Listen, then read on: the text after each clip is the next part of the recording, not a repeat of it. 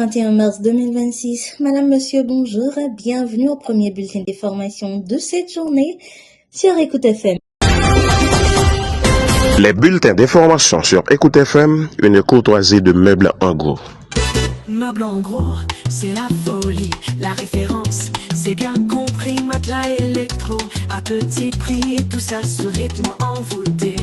À Montréal, on fait la fête, Meubles en Gros fait la conquête, meubles de style pour ta maison, c'est l'endroit des bonnes saisons.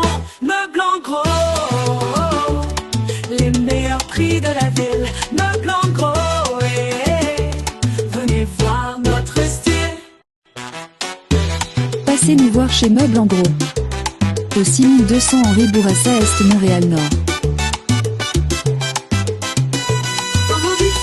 C'est là que ça se passe, rabais magique c'est notre classe.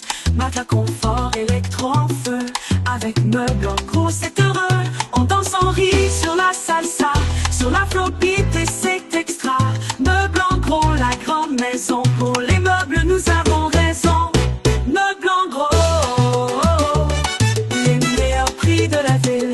Meubles en Gros, venez voir notre style. Meubles en Gros, le géant des bas prix. L'économiste en chef de la FAO, Maximo Torero, met en garde contre de graves conséquences mondiales après la perturbation du corridor commercial du détroit d'Ormuz. La chute de plus de 90% du trafic pétrolier dans cette zone stratégique affecte non seulement l'énergie, mais aussi les engrais et la production agricole. Selon lui, il s'agit d'un choc systémique qui pourrait fragiliser durablement la sécurité alimentaire mondiale. Le prince Harry, accompagné de plusieurs personnalités, dont Elton John et Elizabeth Hurley, réclame des dommages-intérêts au groupe de presse du Daily Mail. Ils accusent le tabloïd d'avoir obtenu illégalement des informations privées, notamment via des détectives. Le procès, marqué par des témoignages émouvants, touche à sa fin devant la Haute Cour de Londres. La première ministre italienne Giorgia Meloni propose une réforme électorale pour rebondir après un revers politique récent. Le projet vise à instaurer un système proportionnel avec un bonus pour la coalition majoritaire, ce qui pourrait renforcer ses chances en vue des élections de 2027. Mais cette réforme divise certains y voyant un risque dans un contexte économique et international incertain. L'ancien président Jair Bolsonaro pourrait retourner en détention après une possible violation des règles de son assignation à résidence. Accusé d'avoir utilisé indirectement un téléphone pour suivre une conférence, il dispose de 24 heures pour s'expliquer.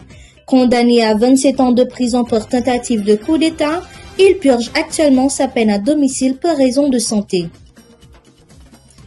Le ministre israélien de la Défense, Israël Katz, a annoncé que l'armée israélienne restera dans une partie du sud du Liban après la guerre en cours. Une zone de sécurité serait établie jusqu'au fleuve Litani et le retour de certaines de milliers de déplacés libanais dépendra des garanties de sécurité pour Israël. On conclut ce bulletin d'information avec la protestation après la mort d'un détenu aux États-Unis. La présidente mexicaine Claudia Sheinbaum annonce des mesures de protestation après la mort d'un ressortissant mexicain en détention aux États-Unis. Ce décès lié aux opérations de l'agence migratoire ICE relance les critiques sur les conditions de détention et pousse le Mexique à envisager des actions diplomatiques et juridiques pour obtenir justice. Voilà, c'était tout pour ce bulletin d'information. Merci de l'avoir suivi. Je vous rappelle que vous êtes sur Écoute FM et que c'était votre présentatrice Padeissa Dodé. Au revoir.